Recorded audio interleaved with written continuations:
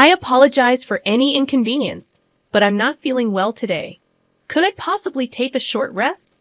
It's quite unfortunate that I'm under the weather, especially since I am working remotely and have a virtual meeting scheduled. Despite having to make such a request, which feels a bit embarrassing, I appreciate your understanding, considering my pregnancy. It's kind of you to offer a break. Let's pause for 45 minutes and reconvene afterward. I'm genuinely thankful for your empathy and flexibility. Normally, such a break might not be allowed, but given the circumstances, I've decided to accept your kind offer and rest. Laying down for a bit should help me recover and return to work feeling refreshed. I've set my alarm for a half-hour nap, hoping it will do the trick. However, just as I was about to drift off, my mother-in-law unexpectedly entered my room, visibly upset. She accused me of neglecting my duties around the house in favor of spending time on my computer. Despite my attempts to explain that I was actually working and merely taking a necessary break due to my severe morning sickness, she didn't seem to believe me. Her reaction was harsh, criticizing me for what she perceived as laziness. In her anger, she misunderstood my situation entirely, even resorting to physical aggression, which was both shocking and dangerous, especially considering my pregnancy. Despite my pleas, she continued misunderstanding my attempts to explain as backtalk. This confrontation escalated to a point where I felt my safety and that of my unborn child was at risk. Regrettably, I had to cancel the meeting abruptly to address this urgent situation. Just then, a concerned voice from my computer inquired about the commotion, which momentarily caught my mother-in-law off guard. Her anger shifted to surprise. To give a bit of background about myself, my name is Sophia, and I'm 30 years old. After completing my education in a vocational school, I embarked on a career in it. Despite my qualifications, I found the job challenging and often doubted my abilities, feeling overwhelmed and considering leaving my position. However, around 4 years into my role, just as I was about to discuss my resignation due to the toll it was taking on me both physically and mentally, my boss proposed a different path. He recognized my contributions and offered me the opportunity to lead a new project, acknowledging my hard work and potential. This was a pivotal moment in my career. Feeling uncertain, I shared my doubts with my boss, confessing that taking on a new project seemed daunting, especially since I was on the verge of resigning. I couldn't imagine anyone entrusting me with such a significant responsibility given my hesitations. To my surprise, my boss reassured me, stating that it's natural not to be able to tackle everything solo, and that teamwork was the key to success. He mentioned he had already found a collaborator for me and excused himself to fetch my new partner. The wait filled me with curiosity and a bit of anxiety about who my boss would bring. About 22 minutes later, he returned, introducing me to Jerry, my project partner. Jerry greeted me with a friendly smile, and I was immediately struck by his warm presence and good looks. As we got acquainted, I learned that Jerry, despite being from a different department, had an excellent reputation and was well regarded by both his peers and juniors. Our boss tasked us with making the project a success and left us to decide our approach. Alone with Jerry, I felt a mix of excitement and nerves, expressing my hope that I wouldn't hinder our progress. Jerry, ever the optimist, assured me we'd support each other and succeed together. Working with Jerry was a breath of fresh air. He excelled in interactions with clients, handling sales and presentations, while I focused on the technical aspects, developing systems as needed. Our collaboration not only pushed the project forward, but also brought us closer personally. We began spending time together outside of work, enjoying each other's company in a more relaxed setting, which naturally evolved into a romantic relationship 2 months later. We successfully completed the project, earning acclaim within the company, which reinforced my belief in my professional abilities and the value of perseverance. 2 years into our relationship, Jerry proposed, expressing his desire for my support in all aspects of life. Despite my limited experience in relationships, I was touched by his commitment, and feeling more content than ever, I happily accepted his proposal. Eager to share our happiness, we visited Jerry's family home to introduce ourselves. Upon arrival, Jerry's father welcomed us warmly, complimenting my appearance and inviting us in with open arms. His kindness made me optimistic about meeting my mother-in-law, hoping she would be just as welcoming. As we made our way to the living room, I couldn't help but feel a mix of excitement and nerves about the new chapter in my life. Upon meeting my mother-in-law for the first time, I introduced myself with enthusiasm and respect, hoping for a warm reception. However, she seemed to dismiss my presence, focusing on the television instead of acknowledging me. It was Jerry who pointed out my attempt to greet her, prompting her to finally acknowledge us, albeit with a clear preference for her son over me.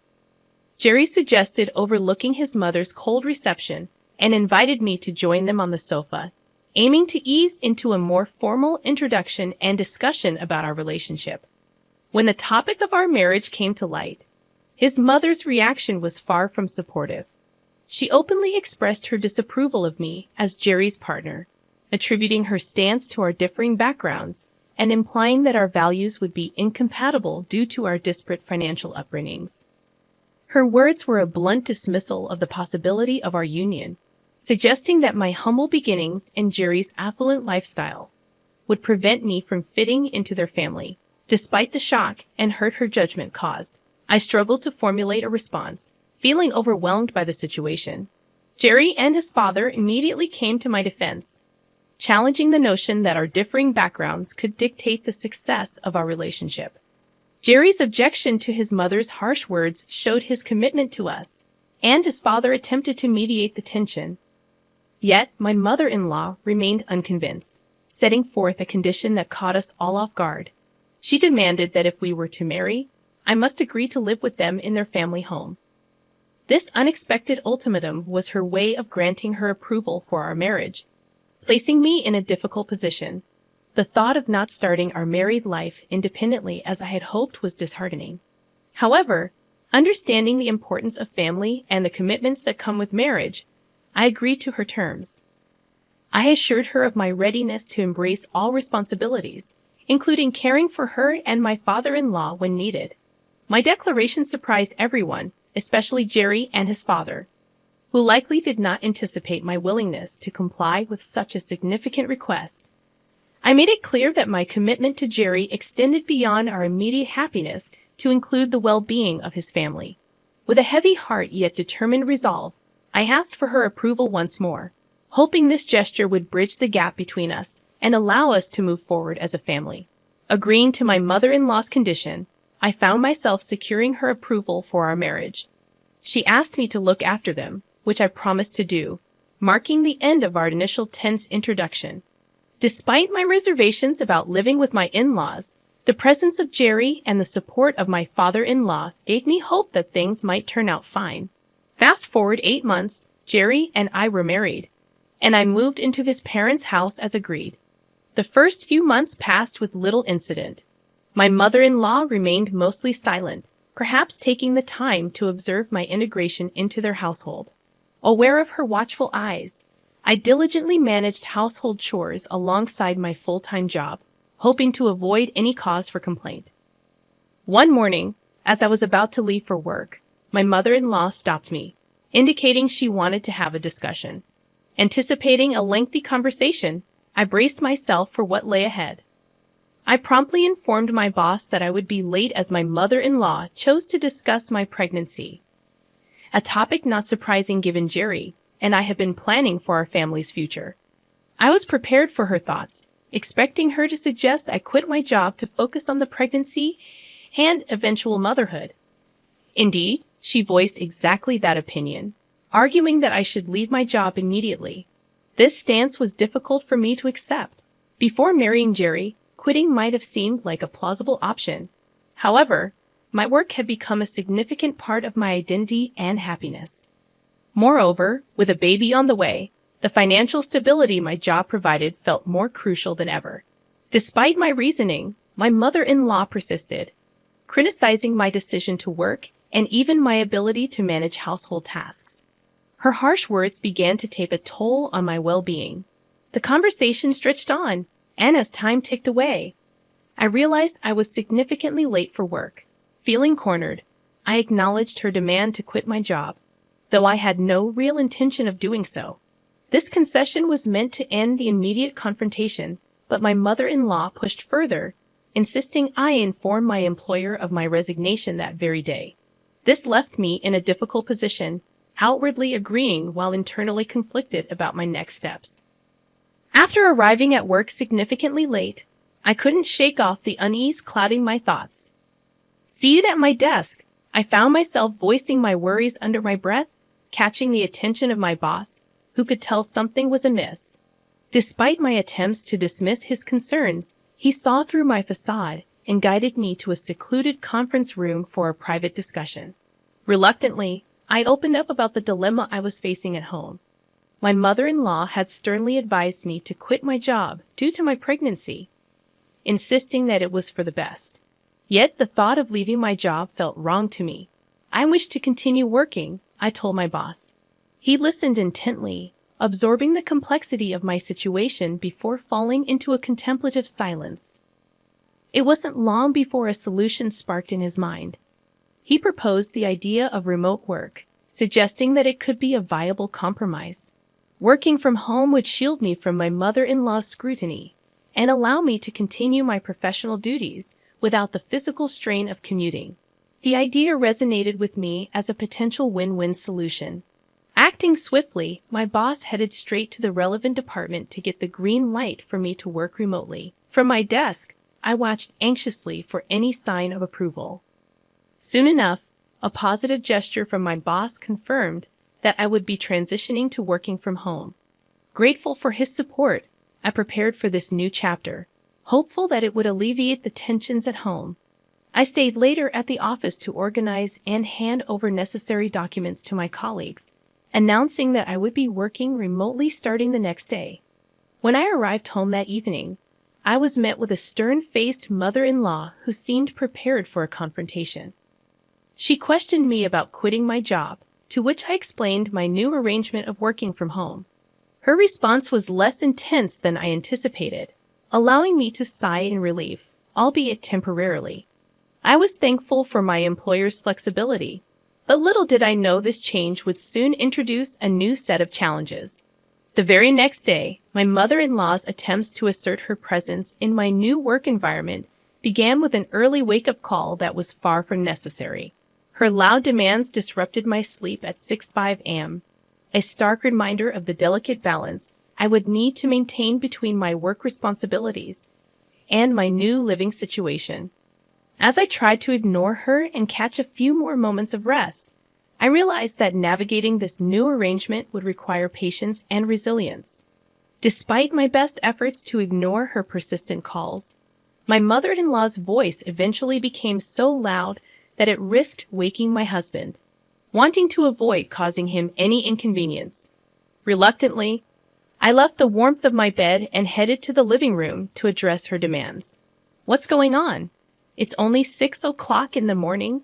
I questioned, only to be met with her insistence that it was already time to start the day and prepare breakfast, a task she deemed overdue by her standards.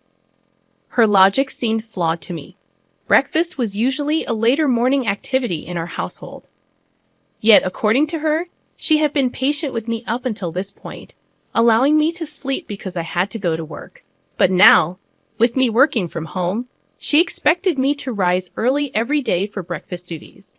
Despite my internal objections, I found myself in the kitchen, starting the day far earlier than necessary, preparing breakfast under her watchful eye.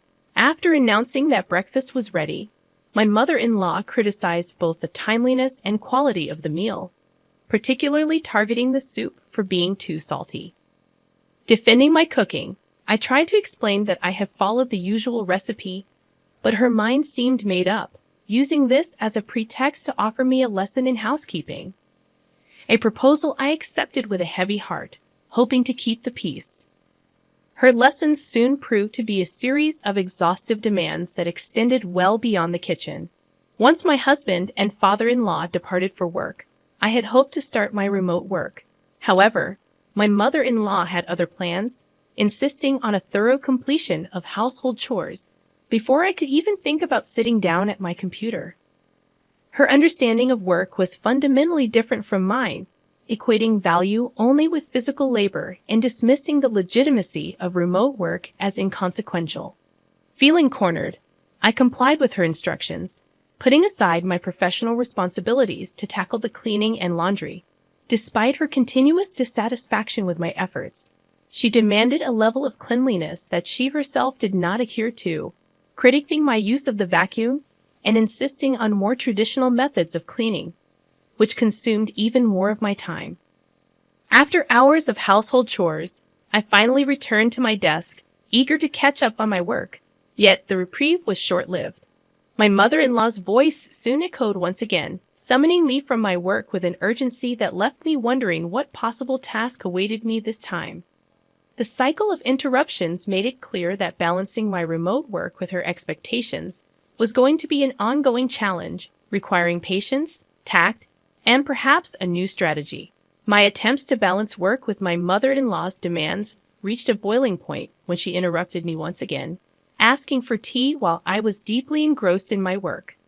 Frustrated and unable to contain my feelings any longer, I asked if she could possibly make it herself. Given that I was in the middle of something important, this honest expression of my boundaries was met with an exaggeratedly negative response from her, accusing me of being disrespectful and lazy, mistaking my work on the computer for leisure. The situation escalated quickly when, in a burst of anger, she physically grabbed my shirt. Although she didn't go as far as to hit me, the threat of violence hung heavily in the air. I managed to defuse the situation with an apology, but this incident marked a turning point. From then on, my mother-in-law seemed to assert her dominance more aggressively, summoning me for increasingly petty tasks and treating me more like a servant than a family member. Despite pleading with my husband and father-in-law to intervene, their presence did little to curb her behavior, as she cleverly concealed her true nature around them. Months of enduring this treatment left me both physically and emotionally drained. However, a particularly distressing incident occurred on a day when I had diligently completed all my chores early in anticipation of an important online meeting, just as the meeting was about to start. Feeling suddenly unwell, I had to request a short break during the meeting, which was kindly granted by the meeting leader. As I lay down to rest, my room door flew open, and my mother-in-law stormed in, accusing me of shirking my duties under the guise of work. Despite my attempts to explain that I was genuinely unwell and had already completed the household tasks, she launched into a tirade, questioning the legitimacy of my work and accusing me of lying. Her anger escalated to a shocking act of violence as she began to physically assault me, endangering not just my well-being but also that of my unborn child. In a desperate attempt to protect myself and my baby, I had no choice but to cancel the meeting and seek safety. In this moment of crisis, a voice from my computer offered a brief distraction, but it did little to deter my mother-in-law's fury. Her actions, driven by misunderstanding and a refusal to acknowledge the legitimacy of my work and health needs, underscored the severity of the situation, leaving me in a position where I had to reevaluate my living situation and seek a resolution to ensure the safety and well-being of both myself and my child. In a dramatic turn of events, my confrontation with my mother-in-law reached its climax when, after enduring months of mistreatment, an unexpected ally emerged. As I lay on the bed feeling vulnerable and wronged, my plea for help was unexpectedly broadcasted through the open meeting screen, capturing the attention of my father-in-law, who witnessed the entire ordeal. Reacting swiftly to what he had seen, my father-in-law rushed home, determined to put an end to the abuse. The room was charged with tension as he confronted my mother-in-law, demanding an explanation for her actions. His presence was formidable, echoing the authority he wielded in his professional life. Yet it was clear that his outrage stemmed from a place of protective concern for both me and the unborn child. My mother-in-law, caught off guard and unable to justify her behavior, attempted to defend herself. The situation escalated when my father-in-law revealed his direct involvement in the project that had brought me into the meeting, a project that symbolized a collaborative effort between our companies and highlighted the importance of my work. The revelation that my professional contributions were integral to a project of such significance seemed to momentarily shift the power dynamics within the room. Yet, the scene took a concerning turn when, in a moment of misguided retribution, my father-in-law mimicked my mother-in-law's earlier actions against me. Despite his intentions, I couldn't condone the violence and intervened, urging him to stop. Grateful for his support, but unwilling to see harm come to anyone else, in the aftermath, I found the courage to address my mother-in-law directly, challenging her dismissive attitude toward my work and asserting my autonomy. I explained the necessity of my job and the steps I had taken to adapt my working conditions, emphasizing that her demands had repercussions beyond our household. My words were an assertion of my independence, that I was neither her servant nor someone to be belittled or controlled. Her response to my defiance was predictable. Yet in that moment, I stood my ground, empowered by the validation of my work and the support of my family. The confrontation served as a pivotal moment, one that redefined the boundaries within our household and marked a new chapter in my journey toward balancing my professional ambitions with my personal life. In a moment of confrontation, I stood my ground against my mother-in-law's attempt to physically intimidate me once more. Instead of succumbing to fear, I firmly caught her wrist, warning her against underestimating me due to my apparent calm demeanor. My assertion of self-defense seemed to take her by surprise, leading to a moment of realization for her.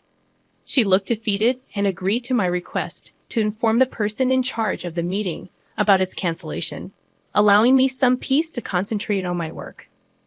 Later, as my father-in-law returned to his professional commitments, I noticed a significant shift in my mother-in-law's behavior. She no longer interfered with me. This newfound tranquility allowed me to make remarkable progress in my work undisturbed, a stark contrast to the previous months of constant interruptions. That evening, as I was preparing dinner, my husband and father-in-law arrived home. My husband, having been briefed by his father about the day's events, expressed concern for my well-being. Despite the tension, I reassured him that I was all right. However, he felt the family discussion was necessary and summoned everyone to the living room. As we gathered, the atmosphere was tense, especially around my mother-in-law, who seemed anxious about the impending conversation. My husband directly addressed the day's events, prompting my mother-in-law to admit her actions. This confession seemed to weigh heavily on him, marking a moment of realization about the extent of her behavior towards me. The silence was then broken by my father-in-law's declaration of his intention to divorce, acknowledging his part in allowing the situation to escalate to this point. The announcement shocked everyone, especially my mother-in-law, who pleaded for reconsideration. However, my father-in-law stood firm in his decision. The following days saw the agreement of the divorce being put into action, with plans to remove my mother-in-law from the home. As she prepared to leave, burdened with her belongings, she sought closure, thanking me for the time spent together.